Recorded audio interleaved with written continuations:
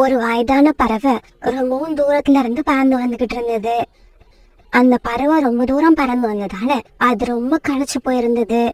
அது கொண்டு வந்திருந்த சின்ன மூட்டைய கூட அதால தூக்கிக்கிட்டு பறக்க முடியாத நிலைமை வந்துருச்சு. அதனால அந்த வயதான பறவை ஒரு மரக்கிளையில உட்கார்ந்திருந்த காண்டுக்காகத்தை பார்த்துட்டு அதுகிட்ட போச்சு. தம்பி, நான் ரொம்ப தூரத்துல இருந்து பறந்து வரேன். என்னோட வீடு சுந்தரவன காட்டுல இருக்கு. இதுக்கப்புறம் நான் ரொம்ப தூரம் பறந்து என்னோட காட்டுக்கு போயாகணும். அப்படியா பாட்டி? ரொம்ப சந்தோஷம். இப்ப என்ன எதுக்காக பார்க்க வந்திருக்கீங்கன்னு நான் தெரிஞ்சுக்கலாமா?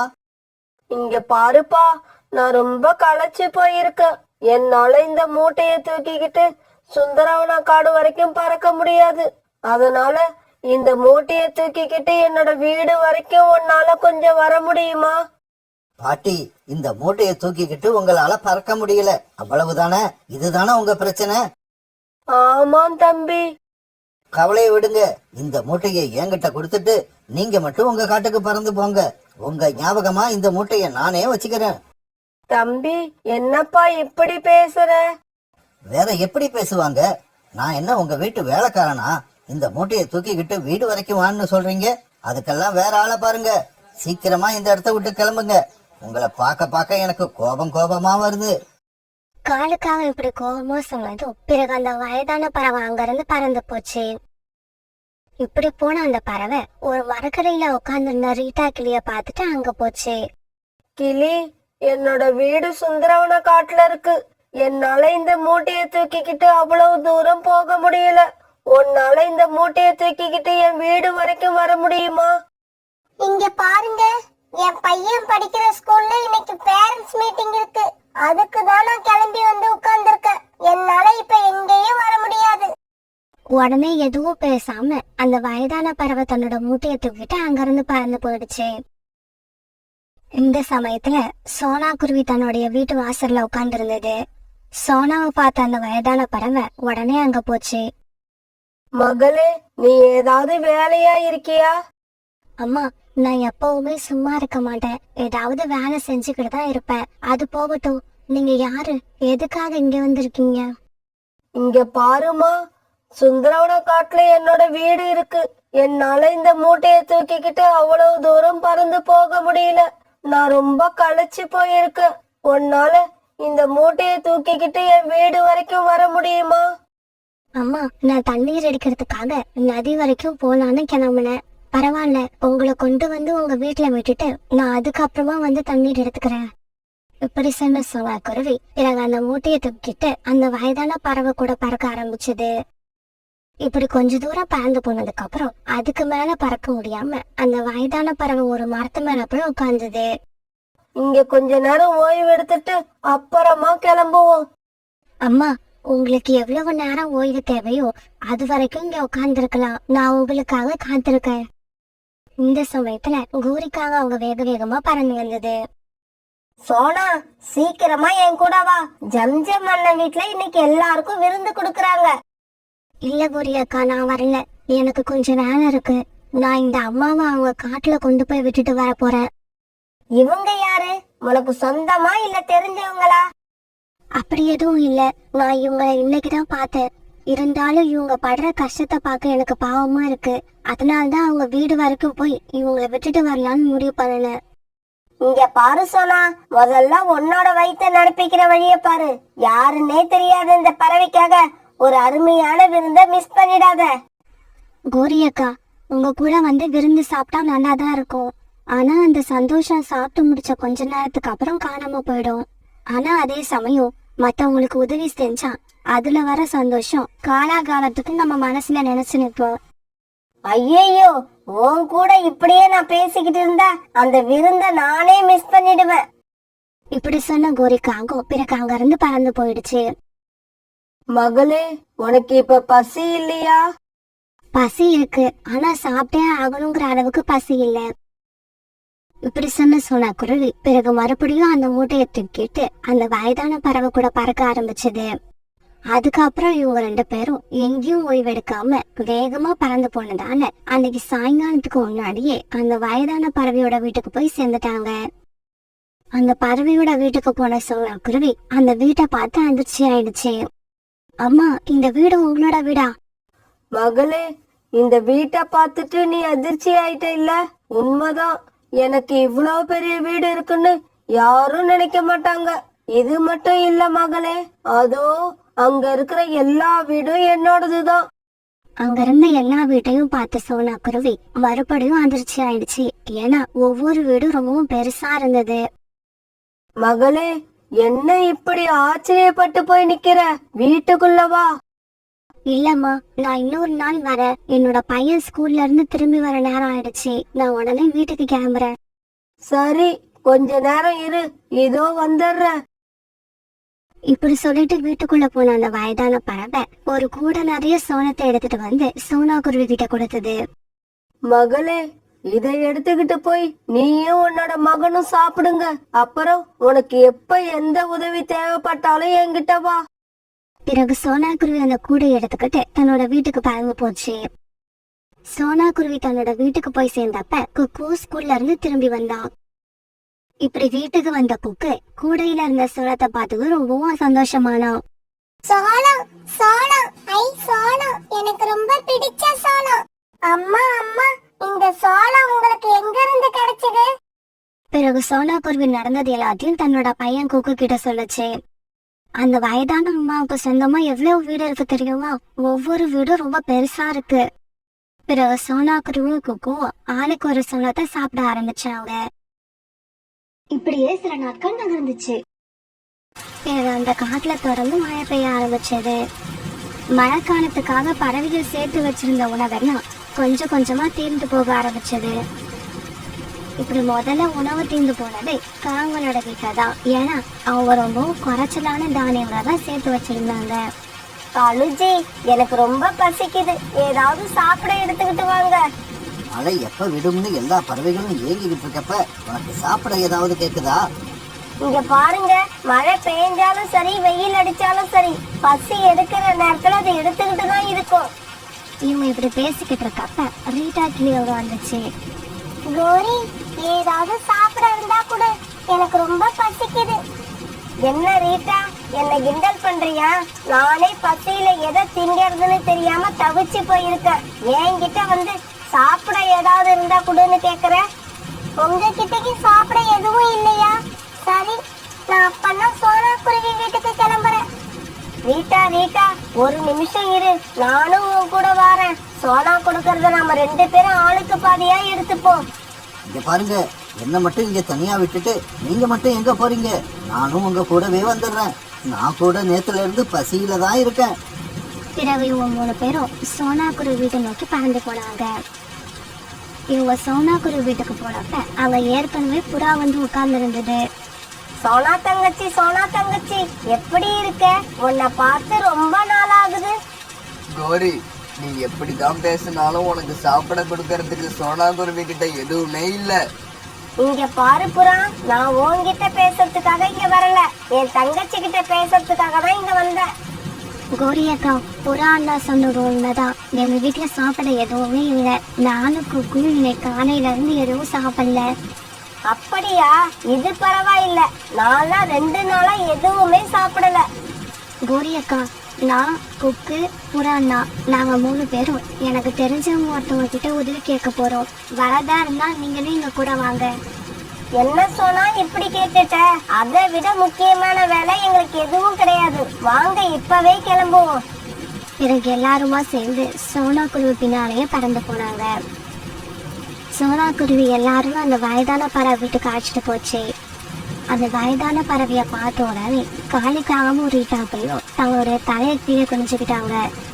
இந்த கிளியும் காகமும் முன்னாடி ஒரு நாள் எனக்கு உதவி செய்யாததை நினைச்சு தலையை குனிய வேண்டிய அவசியம் இல்ல. கண்டிப்பா நான் உங்களுக்கு உணவு கொடுப்பேன். பிறகு அவங்க எல்லாருக்கும் தன்னுடைய தோட்டத்துல இருந்து வந்திருந்த பழங்களை சாப்பிட கொடுத்தது. எல்லாரும் அந்த பழங்களை வயிறு நிறைய சாப்பிட்டாங்க. அம்மா, என்ன மன்னிச்சிடுங்கம்மா. இதுக்கப்புறம் என்கிட்ட யார் வந்து உதவின்னு கேட்டாலும் நான் கண்டிப்பா செய்வேன். ஏன்னா அவங்களோட உதவி என்னைக்காவது நமக்கும் தேவைப்படலாம். அம்மா, எங்க எல்லாருக்கும் முகம் சுவைக்காம உதவி செஞ்சவங்களுக்கு ரொம்ப நன்றி. நாங்க கிளம்புறோம். மகளே, நல்ல உள்ளம் கொண்ட உங்களுக்கு எப்படியாவது நல்லது நடந்தே தீரும். உன்னோட மனசுக்கு நீ ரொம்ப நல்லா இருப்ப. இப்படி சொன்ன அந்த வயதான பறவை பிறகு எல்லாருக்கும் ஒரு கூடையில பழங்கிய வச்சு கொடுத்தது. அதை எடுத்துக்கிட்ட எல்லா பறவைகளும் தங்களுடைய வீட்டுக்கு சந்தோஷமா திரும்பி வந்தாங்க. அன்னைக்கு காலையில ஜக்கு தன்னுடைய வீட்டை விட்டு கிளம்பி வெளியில பறந்து வந்தான். இப்படி பறந்து வந்த இவனுக்கு பசி எடுக்க ஆரம்பிச்சது. பசி ரொம்ப அதிகமா இருக்கு, என்ன பண்ணலாம்? எதையாவது இப்ப சாப்பிட்டே ஆகணும். இப்படி யோசிச்சுக்கிட்டு இருந்த ஜக்குவுக்கு ரீட்டா கிளியோட ஞாபகம் வந்தது. ஆமா, அதுதான் சரி. ரீட்டா ஆண்டி கிட்ட போய் ஏதாவது பொய் சொல்லி கேரட்டை வாங்கி சாப்பிடுவோம். இப்படி நினைச்ச ஜக்கு உடனே ரீட்டா கிளியோட கேரட் தோட்டத்தை நோக்கி பறந்து போனான். ரீட்டா ஆண்டி, பக்கத்து காட்டுல இருந்து எங்க வீட்டுக்கு பாட்டி வந்திருக்காங்க. அதனால அம்மா உங்ககிட்ட 4 கேரட் வாங்கிக்கிட்டு வர சொன்னாங்க. இப்படி சொன்ன ரீட்டா கிளி பிறகு தன்னுடைய தோட்டத்துல இருந்து 4 கேரட்டை எடுத்துட்டு வந்து ஜக்கு கிட்ட கொடுத்தது. ரொம்ப தேங்க்ஸ் ஆண்டி. அடுத்த வாரம் எங்க தாத்தா கூட பக்கத்து காட்டுல இருந்து வந்தா வருவாரு. தேவைப்பட்டா அப்ப வரேன். இப்படி சொல்லிட்டு ஜக்கு அந்த கேரட்டை தூக்கிட்டு பறந்து போனான். இப்படி பறந்து போன ஜக்கு ஒரு நதிக்கரையில உட்காந்து பொறுமையா 2 கேரட்டை சாப்பிட்டு முடிச்சான். 2 கேரட் சாப்பிட்ட உடனே வயிறு நிரம்பிடுச்சு. மீதி இருக்கிற கேரட்டை கொண்டு போய் நாம அம்மா கிட்ட கொடுப்போம். அவங்க ரொம்ப சந்தோஷப்படுவாங்க. இப்படி நினைச்ச ஜக்கு மீதி இருந்த 2 கேரட் எடுத்துக்கிட்டு தன்னுடைய வீட்டுக்கு போனான்.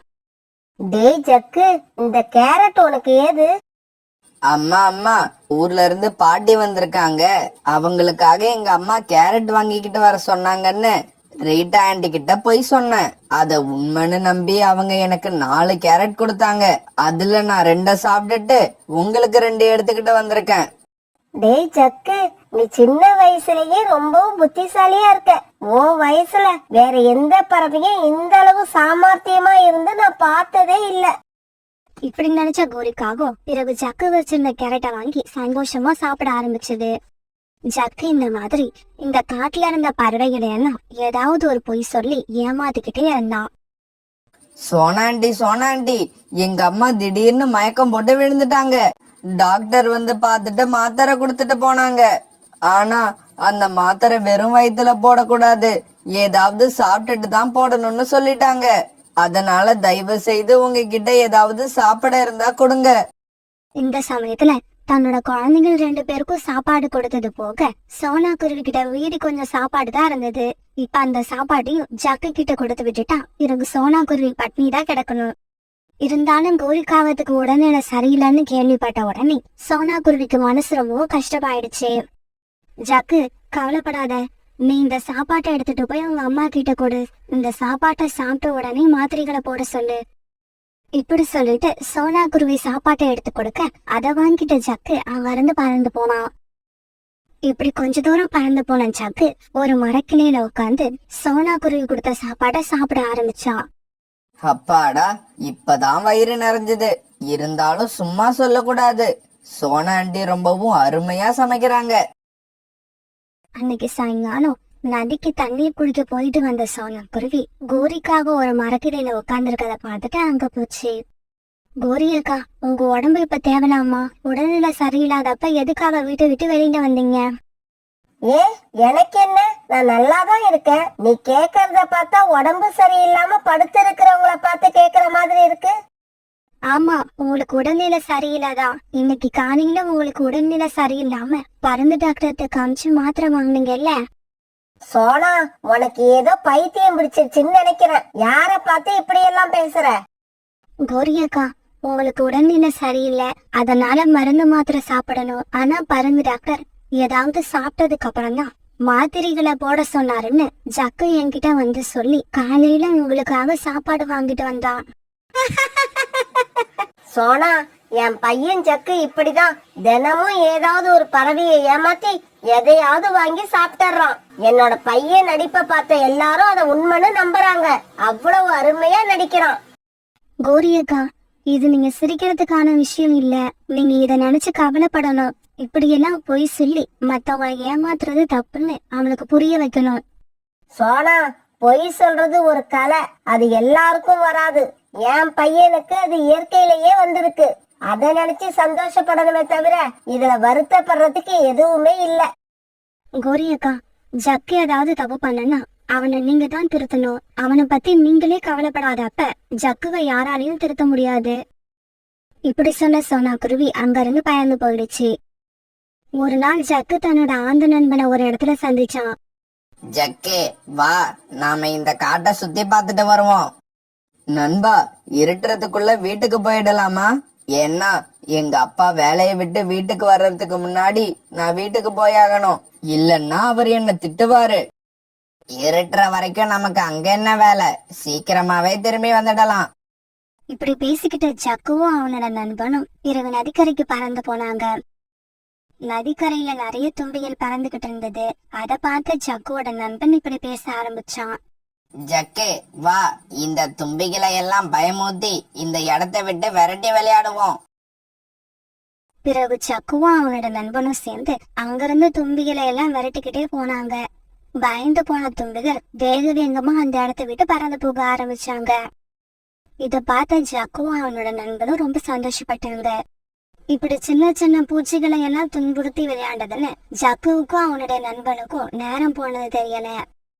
அப்ப வானம் வேற இருட்ட ஆரம்பிச்சது. நண்பா, இருட்டிடுச்சு, வா நாம வீட்டுக்கு கிளம்புவோம். இப்படி சொன்ன ஜக்கு பிறகு தன்னுடைய வீட்டை நோக்கி பறக்க ஆரம்பிச்சான். காலுஜி, நம்ம பையன் இருட்டினதுக்கு அப்புறமும் இன்னும் வீடு திரும்பல. அவனை நினைச்சா எனக்கு ரொம்பவும் கவலையா இருக்கு. அவனை இப்ப நாம எங்க போய் தேட முடியும்? வர வர ஜக்கு வாயில இருந்து உண்மை வர்றதே இல்ல. எப்ப பார்த்தாலும் ஏதாவது பொய் சொல்லிக்கிட்டே இருக்கான். அப்புறம் வீட்டை விட்டு வெளியில போறப்ப எங்க போறேன்னு சொல்லிட்டு போற பழக்கமும் அவங்கிட்ட கிடையாது. இவங்க இப்படி பேசிக்கிட்டு இருக்கப்ப ஜக்கு வீட்டுக்கு திரும்பி வந்துட்டான். ஜக்கு, இவ்வளவு நேரம் எங்கடா போயிட்டு வர? அம்மா, என் நண்பன் ஒருத்தன் குளிக்கிறப்ப நதியில தவறி விழுந்துட்டான். உடனே நான் அவனை ரொம்ப கஷ்டப்பட்டு காப்பாத்தி கொண்டு போய் வீட்டுல விட்டுட்டு வரேன். அதனாலதான் இவ்வளவு லேட் ஆயிடுச்சு. காலுக்கு அவங்க சிரிச்சதை பார்த்த கூரிக்காகத்துக்கு கோபம் வந்துருச்சு. எதுக்காக இப்படி சிரிக்கிறீங்க? என் பையன் இப்பெல்லாம் ரொம்ப நல்ல விதமா நடந்துக்கிறான். மத்தவங்களுக்கு உதவி செய்யவும் ஆரம்பிச்சுட்டான். கோரி, உன் பையன் சொல்ற பொய்யெல்லாம் நீ மட்டும்தான் உண்மைன்னு நம்புவ. உன்னை தவிர வேற யாரும் நம்ப மாட்டாங்க. இப்படியே சில நாட்கள் நகர்ந்துச்சு. ஒரு நாள் கோரிக்காகவும் ஜக்கவும் உணவு தேடுறதுக்காக அடர்ந்த காட்டு பகுதி பக்கம் பறந்து போனாங்க. இப்படி போன கோரி அங்க ஒரு மரத்துல இருந்த செரி பழங்களை பார்த்துடுச்சு. ஜக்கு, இங்கேயே உட்கார்ந்துரு. நான் இந்த புதர் செடி மேல ஏறி அந்த செர்ரி பழங்களை உனக்கு பறிச்சு தரேன். இப்படி சொன்ன கோரி உடனே பக்கத்துல இருந்த புதர் செடிகள் மேல ஏறி செரி பழங்களை பறிக்க முயற்சி பண்ணுச்சு. இந்த சமயத்துல அந்த புதர் காட்டுக்குள்ள மறைஞ்சிருந்த ஒரு பாம்பு கோரிக்காகத்தை கொத்திடுச்சு. ஜக்கு ஜக்கு, அம்மாவை பாம்பு கொத்திடுச்சுடா. சீக்கிரம் யாரையாவது கூப்பிட்டு வந்து என்ன காப்பாத்து. அம்மா அம்மா, இப்ப போறேம்மா. இப்பவே போய் யாரையாவது அழைச்சுக்கிட்டு வரேன். இப்படி சொல்லிட்டு ஜக்கு வேகமா பறந்து போனான். ஆண்டி ஆண்டி, காட்டுக்குள்ள பழம் பறிக்க போனப்ப எங்க அம்மாவை பாம்பு கொத்திடுச்சு. சீக்கிரமா வந்து அவங்கள காப்பாத்துங்க. இங்க பாரு ஜக்கு, உன் பேச்ச நம்புறதுக்கு நான் ஒன்னும் முட்டாள் கிடையாது. போய் வேற யாரையாவது முட்டாளாக்குறதுக்கு முயற்சி பண்ணு. உடனே ஜக்கு வேக வேகமா பறந்து ரீட்டா கிட்ட போனான். ஆண்டி ஆண்டி, எங்க அம்மாவை பாம்பு கடிச்சிடுச்சு. சீக்கிரமா வந்து அவங்கள காப்பாத்துங்க. என்னது, பாம்பு கொத்திருச்சா? 4-5 கேரட் சாப்பிட்டா அந்த பாம்போட விஷம் இறங்கிடும்னு டாக்டர் சொல்லிருப்பாரு. இப்ப என்கிட்ட கேரட் வாங்கிட்டு போறதுக்கு தானே வந்திருக்க. இங்க பாரு ஜக்கு, நான் ஒரு தடவை தான் உங்ககிட்ட ஏமாறுவேன். ஏமாந்துகிட்டே இருக்க மாட்டேன். இப்படி சொல்லிட்டு அங்கிருந்து பறந்து போயிடுச்சு. ஜக்குவும் யார் யார்கிட்டயோ போய் உதவி கேட்டு பார்த்தான். ஆனா யாருமே அவனோட பேச்ச நம்பல. அதனால அவனுக்கு உதவியும் பண்ணல. வேற வழி இல்லாத ஜக்கு மறுபடியும் அழுதுகிட்டு தன்னோட அம்மா கிட்டயே பறந்து போனான். ஆனா இவன் போய் சேர்றதுக்குள்ள பாம்போட விஷம் உடம்பெல்லாம் பரவனதால கோரிக்காவும் தன்னோட உயிரை விட்டுடுச்சு. அம்மா, இறந்துட்டீங்களா அம்மா? நீங்க இறந்ததுக்கு காரணம் நான் தான். நான் எல்லார்கிட்டையும் எப்பவும் உண்மையையே பேசியிருந்தா எல்லாரும் என் பேச்ச நம்பிருப்பாங்க. ஆனா நான் பொய் பேசினதால இன்னைக்கு என் பேச்ச யாருமே நம்பல. இதுக்கப்புறம் நான் பொய் பேசவே மாட்டேன். என்ன மன்னிச்சிடுங்கம்மா. ஜக்கு தான் இது வரைக்கும் பொய் பேசினது எல்லாம் பெரிய தப்புன்னு இப்ப உணர்ந்துட்டான். தப்பா உணர்ந்து என்ன போவோம்? காத்தோட கலந்து போன கோரிக்காக உயிர் இதுக்கப்புறம் திரும்பி வரவா போகுது?